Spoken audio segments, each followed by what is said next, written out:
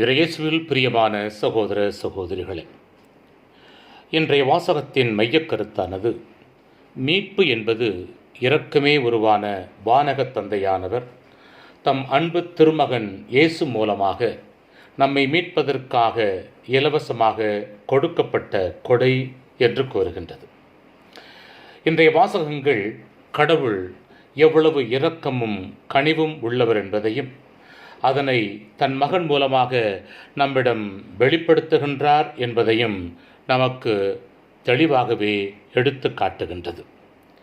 நாம் பெற்ற அந்த இரக்கத்தை, நாம் பெற்ற அந்த இறை அன்பை நமது விசுவாச வாழ்க்கை மூலமாக இந்த தவக்காலத்தில் இயேசுவின் துன்பங்களில் பங்கெடுக்க வேண்டும் என்பதுதான் அந்த வாசகங்கள் நம் மனக்கண் முன் வைக்கின்ற செய்தியாகும்.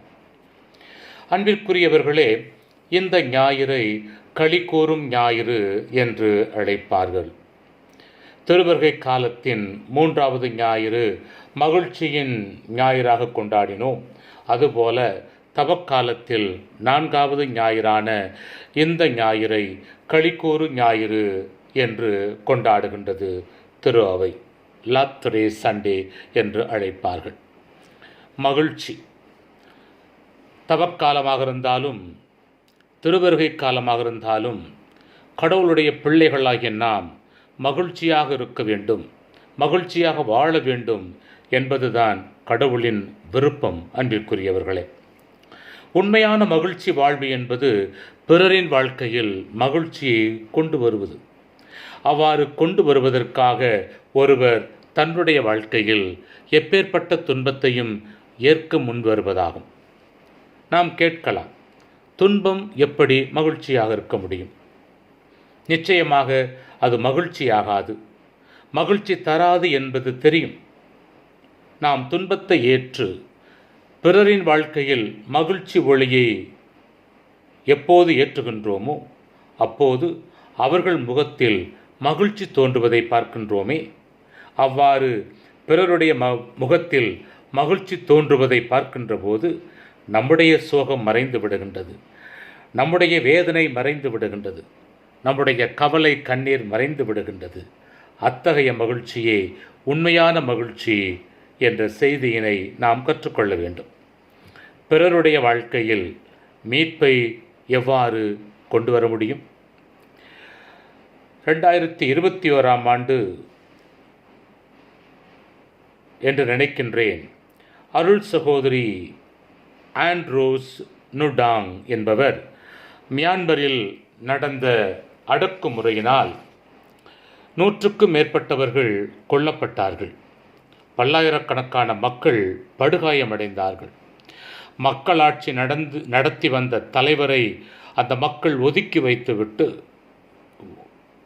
இராணுவ ஆட்சி வந்ததை அந்த மக்கள் விரும்பவில்லை. அதற்கு எதிராக அந்த நல்ல தலைவருக்காக போராடத் தொடங்குகின்றார்கள். அதன் விளைவு என்ன தெரியுமா? துப்பாக்கிச் சூடு. ஒரு இடத்திலே மாணவர்களும் சிறுவர் சிறுமியரும் கூட அந்த நல்ல தலைவருக்காக, மக்களாட்சி நடத்தி வந்த தலைவருக்காக போராடுகின்றார்கள். அவ்வாறு அவர்கள் போராடுகின்ற வேளையிலே அவர்களை அப்புறப்படுத்த அந்த இராணுவத்தினர் துப்பாக்கி சூடு நடத்துகின்றார்கள். அந்த துப்பாக்கி சூட்டை நடத்துவதற்கு இராணுவம் படையாக வருவதை கேள்விப்பட்ட ஒரு சகோதரி கான்வென்ட்டில் முடங்கி கிடக்காமல் துணிவோடு வெளியே சாலையில் வந்து இராணுவத்திற்கு முன்னால் மண்டியிட்டு தன் கைகளை உயர்த்தி, இந்த அப்பாவி பிள்ளைகள் உயிரை எடுத்து விடாதீர்கள், அவர்களுக்கு ஏதாவது தீங்கு விளைவிக்க வேண்டுமென்றால் என்ன வேண்டுமானாலும் செய்யுங்கள் என்று அந்த இராணுவத்தினர் முன்னால் மன்றாடுகின்றார். அந்த இராணுவத்தினரில் ஒரு சிலரும் என்ன செய்வதென்று தெரியாமல், எங்களுக்கு வேறு வழியில்லை சிஸ்டர், நீங்கள் விலகிப் போங்கள் என்று அவர்களும் கையெடுத்து கும்பிடுகின்றார்கள் அந்த சகோதரியிடம். ஆனால் அந்த சகோதரி அந்த இடத்தை விட்டு அகலுவதாக இல்லை. அந்த சகோதரி அந்த இராணுவத்தின் முன்னால் மண்டியிட்டு போராடி கொண்டிருக்கின்ற வேளையிலே அவருடைய கான்வென்ட்டிலிருந்து இன்னும் 2 அருள் சகோதரிகளும் அவரோடு சேர்ந்து மண்டியிட்டு அந்த இராணுவத்தினரை பார்த்து கெஞ்சி கேட்டுக்கொள்ளுகின்றார்கள், இந்த பிள்ளைகள் உயிரை எடுத்து விட வேண்டாம் என்றார்.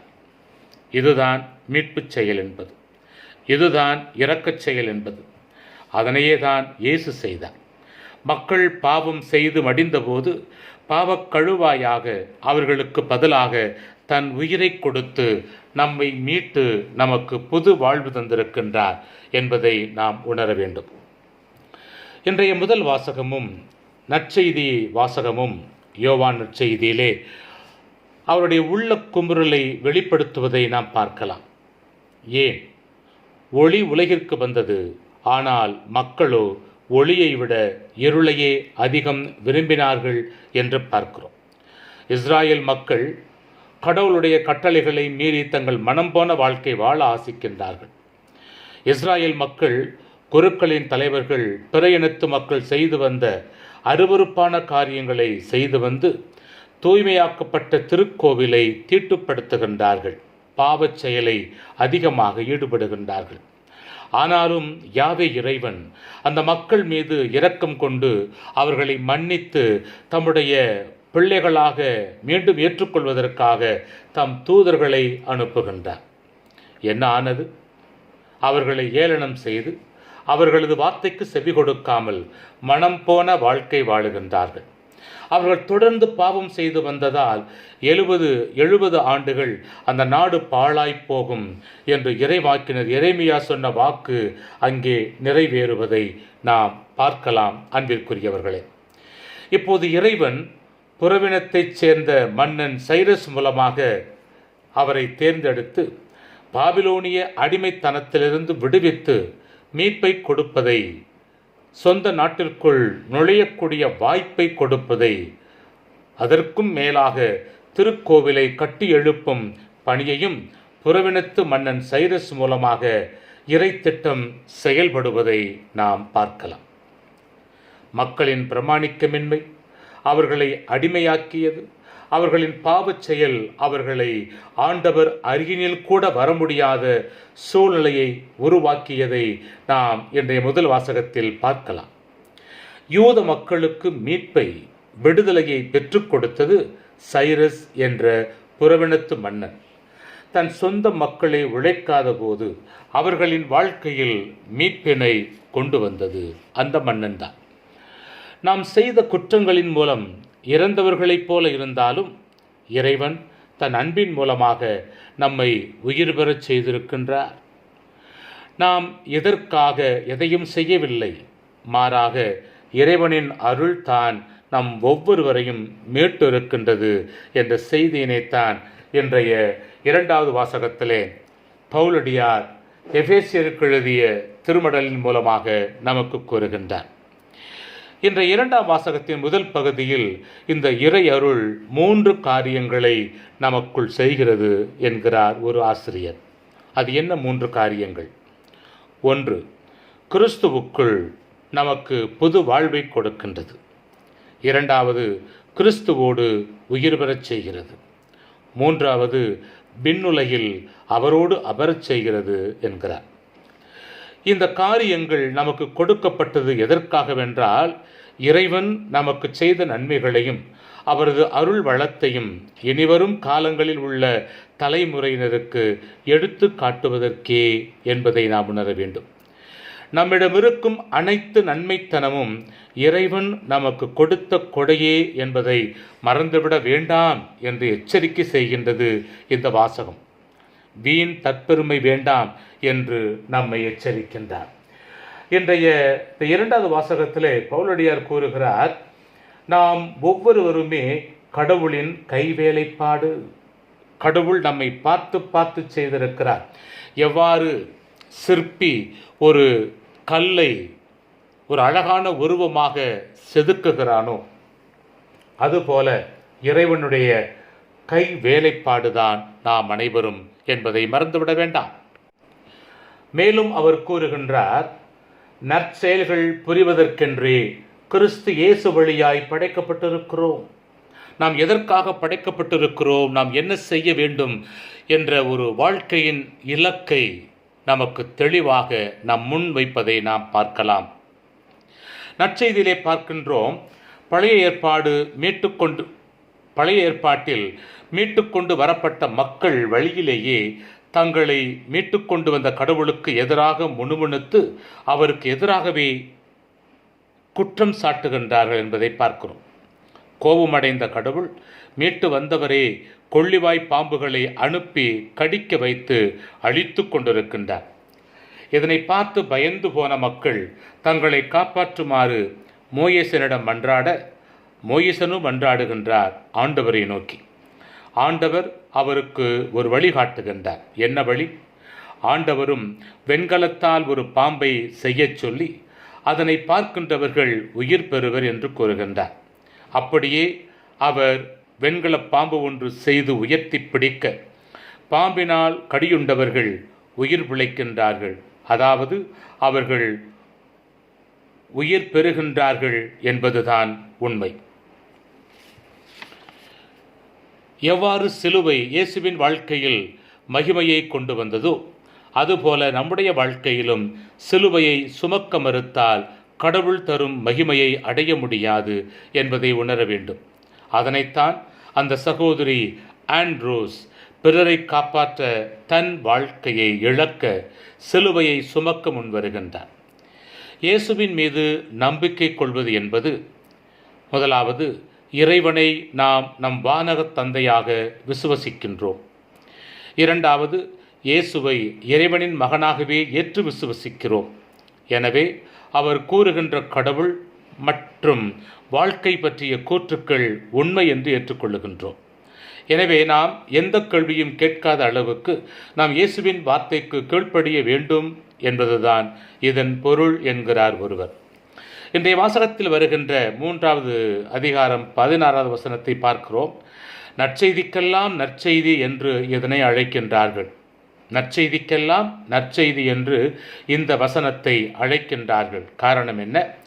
இந்த வசனம் அவரின் மனு உருவையும் அவரின் வாழ்க்கையின் இலக்கையும் ஒரே வசனத்தில் எடுத்து வைக்கிறது என்பதை நாம் உணரலாம். நாம் இறை வார்த்தையின்படி வாழும்போது நாம் ஒளியில் நடக்கின்றோம். எங்கே ஒளி இருக்கின்றதோ அங்கே இருள் இருப்பதில்லை. எங்கே ஒளி இருக்கின்றதோ அங்கே தீமை இருப்பதில்லை. எங்கே ஒளி இருக்கின்றதோ அங்கே குற்றங்கள் இருப்பதில்லை. எங்கே ஒளி இருக்கின்றதோ அங்கே தவறுகள் நடப்பதில்லை. நாம் இருளில் நடக்க விரும்புகின்றோம் என்றால் நாம் ஏதோ தவறு செய்ய போகிறோம் என்பதுதான் உண்மை. பல தவறுகள் நடப்பது இருளில்தான் என்பதை நாம் அறிவோம். அவர்கள் கடவுள் என்ற ஒளியில் வாழ விரும்பாதவர்கள், இருளை தீமையை விரும்புகின்றவர்கள் அவர்கள். இறைவன் நம்மை இந்த தவக்காலத்தில் இருளை விட்டு, பாவத்தை விட்டு, தவறான எண்ணத்தை விட்டு வெளியில் வாருங்கள் என்று அழைப்பு விடுக்கின்றார். இயேசு என்ற ஒளியில் நடப்பது என்பது அவரைப் போல உண்மையாக வாழ்வது, பிறருக்காக வாழ்வது, ஏன் பிறர் வாழ்வு பெறுவதற்காக நம் உயிரையும் கொடுப்பது. அன்பிற்குரியவர்களே, அவர் ஏற்றுக்கொண்ட வழி சிலுவை வழி. சிலுவை வழியாலன்றி வேறு வழியை அவர் தேர்ந்தெடுக்கவில்லை. அவரின் சீடர்களாகிய நாமும் அதே சிலுவை வழியில்தான், துன்பத்தின் வழியில் நடந்தால் மட்டும்தான் மீட்பை பிறருக்கு கொண்டு வர முடியும் என்பதை நாம் உணர வேண்டும். எனவே இன்றைய வாசகங்கள் கொடுக்கின்ற செய்தியாக, முதல் வாசகத்திலே இறைவனால் தேர்ந்து கொள்ளப்பட்ட மக்கள் இறை வார்த்தைக்கு மதிப்பு கொடுக்காமல், இறை வார்த்தையை கடைபிடிக்காமல் தங்கள் மனம் போன வாழ்க்கை வாழ்ந்தார்கள். வாழ்ந்ததின் விளைவாக அடிமைத்தனத்திற்குள் நுழைகின்றார்கள். 70 ஆண்டுகள் பாபிலோனிய அடிமைத்தன வாழ்க்கை அமைந்தது அவர்கள் இறைவனை விட்டு விலகி போனதால் மாத்திரமே. அவர்கள் இறை வார்த்தையை கேட்டு நடக்காமல் தங்கள் மனம் போன வாழ்க்கை வாழ்ந்ததால் மாத்திரமே. 2வது வாசகம் சொல்வது போல, நாம் அனைவரும் கடவுளுடைய கைவேலைப்பாடு. நாம் படைக்கப்பட்டதே பிறருக்கு நற்செய்கள் புரிவதற்காகவே. பிறருடைய வாழ்க்கையில் மகிழ்ச்சியை கொண்டு வர நாம் எவ்வளவு துன்பத்தையும் தாங்க முன்வர வேண்டும் என்பதைத்தான். அதற்கு எடுத்துக்காட்டாக வாழ்ந்தவர்தான் நம்முடைய கடவுள் இயேசு. நம்மை மீட்பதற்காக சிலுவை சாவை அவர் மேற்கொண்டார். அந்த சிலுவையை சுமந்து அடிபட்டு நொறுக்கப்பட்டு முள்முடிகளால் சூழப்பட்டு உயிரை விட்டுத்தான் நம்மை மீட்டிருக்கின்றார். அதன் மூலமாக நமக்கு மகிழ்ச்சியை கொண்டிருக்கின்றார். எனவே உண்மையான கிறிஸ்துவின் சீடர்களாக நாம் வாழ விரும்பினால், பிறருடைய வாழ்க்கையில் மகிழ்ச்சியை கொண்டு வரும் கருவிகளாக நாம் முயற்சி எடுப்போம். நம் வாழ்க்கை பிறருடைய வாழ்க்கையில் மகிழ்ச்சியை கொண்டு வரட்டும். இந்த கலிகூறு ஞாயிறு அல்லது மகிழ்ச்சியின் ஞாயிறு வெறும் பெயரளவில் மட்டுமல்லாமல் செயலளவிலும் நாம் வாழ்ந்து காட்டி மகிழ்ச்சியை பிறருடைய வாழ்க்கையில் கொண்டு வரும் கருவிகளாக நாம் வாழ முயற்சி எடுப்போம். இந்த வாரம் அனைவர் வாழ்க்கையிலும் மகிழ்ச்சியின் வாரமாக அமைய உங்களுக்காக நான் ஜெபிக்கின்றேன். May God bless you.